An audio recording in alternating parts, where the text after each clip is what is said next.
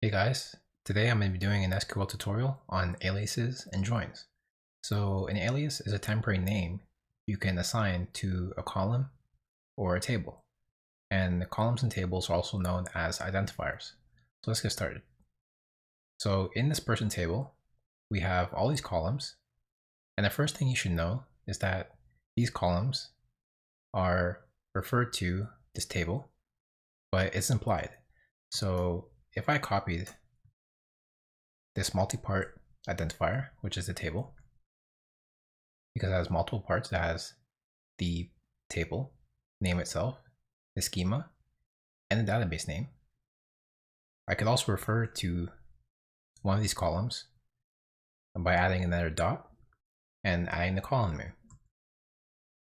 So these two columns are identical. So if I was to execute my query, I would get the same thing, two identical columns. If I want to rename this person table, I could write this. So I can give an alias. I could write as her, for example. So now we have an error. It says the multi-part identifier cannot be bound. So what does this mean? It means since I gave my person table another alias or another name, then I have to refer to it as that name now. So to fix it, I'll just replace the multi-part identifier with per, which is my new alias. The as keyword is optional, so you don't have to include it.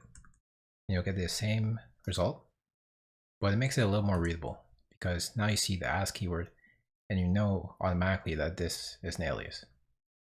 So you could do the same thing for columns. If I wanted to rename this column, I could write as new mod date, for example. And the same thing goes for the as keyword, it's optional. So I could omit it and I'll get the same thing. So now you see my columns renamed. Aliases is also necessary if you're making an expression that creates a column or a table. So for example, if I want to combine the first name, middle name, and last name columns here into a single column, I'm going to write an expression.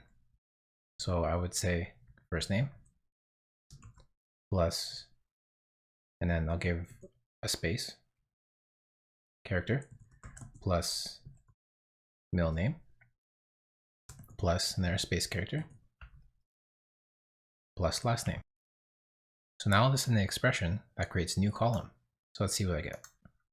And you notice here that we have a new column name and it says no column name in the header. It's because I never gave it an alias.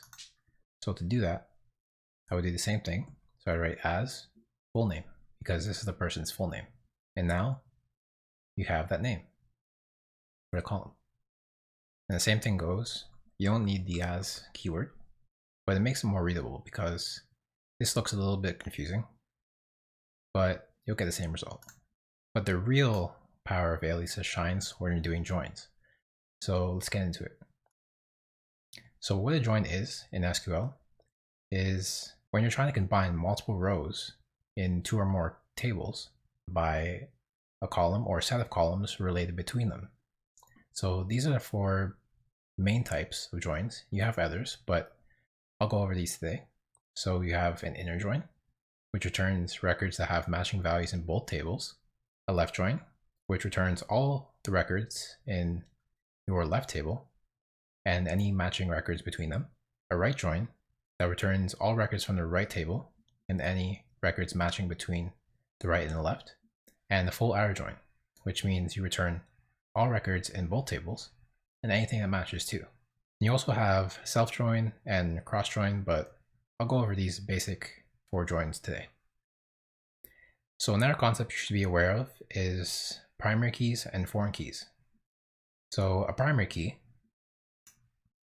for a table is a column or a set of columns that makes each row or record unique. So if we notice here, we have this business entity ID column, and it just happens to be the row number, but it doesn't matter. But the key is that it makes each row unique. So we don't have any duplicates here. And if we expand our table definition here, expand our columns, you'll notice this little key symbol, as well as the PK, which means primary key. A foreign key for a table is a column or a set of columns that refers to the primary key in another table. So if we want to link or join a person table on another table, such as employee, we would use the primary key of person and join it with the foreign key of employee. Now, it just happens to be that they're named the same, and they're both primary keys and foreign keys, but you can have a primary key that's different than the foreign key in the same table. So I want to get all the employee information, so it's in this employee table here. So notice how many rows I have right now. I have 290 rows. Now, if I copy this table name, I go back to my person table.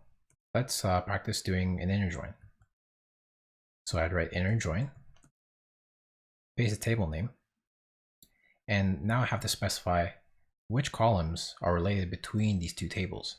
Now, like I said before, it's between the primary key of your primary table. In this case, it's the person table, which we renamed as per. So we would say on per dot business entity ID, because this is the primary key, equals, and then I could paste my employee table and also refer to the business entity ID like this. But you can see right now that this is a little bit messy. There's multiple parts, and it's hard on the eyes. So we can give the employee table an alias. So we could do the same thing and write as EMP. And now our employee table is renamed as EMP. So this looks a lot cleaner. So now we can also see that we have ambiguous columns, which means that we have common columns in both tables. So to fix this, we have to refer to either one of the columns in one of the tables. So I'm just gonna take the column from my person table. So I could refer to it as per dot column name, so business entity ID, and do the same for these other ones. So per dot this column name and per dot modified date. I want to grab the columns from my employee table. So I could list all the column names. So I could write business entity ID, comma, the next one, so on and so forth. But to be quick, the shorthand form is table name dot asterisk. So if I hover over the asterisk, I can see all my column names listed here. So this makes it much more quick and effective if you just want to do a quick query. Now my result set is 290 rows, but before, when I only was using my person table, it was over 19,000 rows.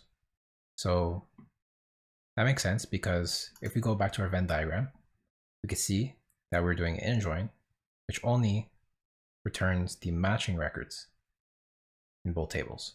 So the employee table only had 290 rows, which means that there's 290 records that match between the employee table and the person table. Now, the syntax is very similar depending on which join you want to do. So if I want to do a left join, I would just replace inner keyword with left, which would return everything from the person table and everything that's matching between the person table and the employee table. So now you can see I have over 19,000 rows because I have everything that's from the person table and everything that's matching. So you'll notice all these columns are null because they're coming from the employee table, but the business entity ID that we have in our person table does not match or is not present in the employee table. So for example, if I were to copy this business entity ID value and put it in a where clause, so I would say where business entity ID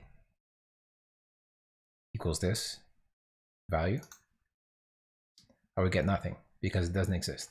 But if I were to grab business entity ID 1 and look at it in my employee table, now I have something. So that tells you that this record matches between both tables. So this person is Ken J. Sanchez. So a few notes on naming conventions for aliases and column names.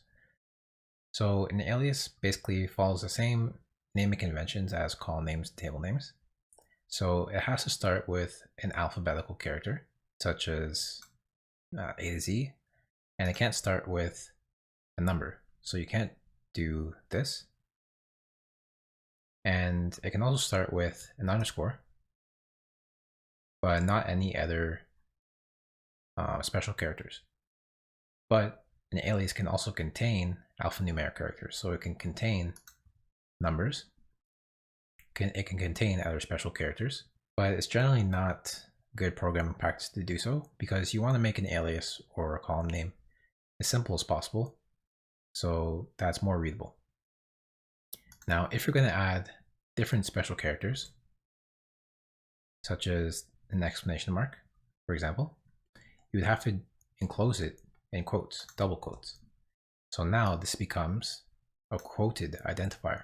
So you could do things that are not generally allowed, like I explained before. So you can also start with a number, but you also have to keep it enclosed in double quotes. You can also include a quote inside an alias, but you have to escape that quote like this with the same character. So that means I'm including this quote, but I'm escaping it and telling it I literally want this quote to appear.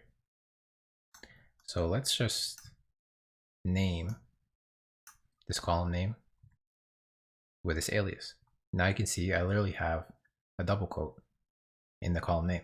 Aliases are generally should be under 128 characters, but you don't want to make an alias that long anyway because you want to make it short and readable and easier to perform joins. That's basically it. If you guys have any questions, just let me know in the comments. And if you like the video, give me a like and subscribe if you want to see more programming content. Thank you guys for watching.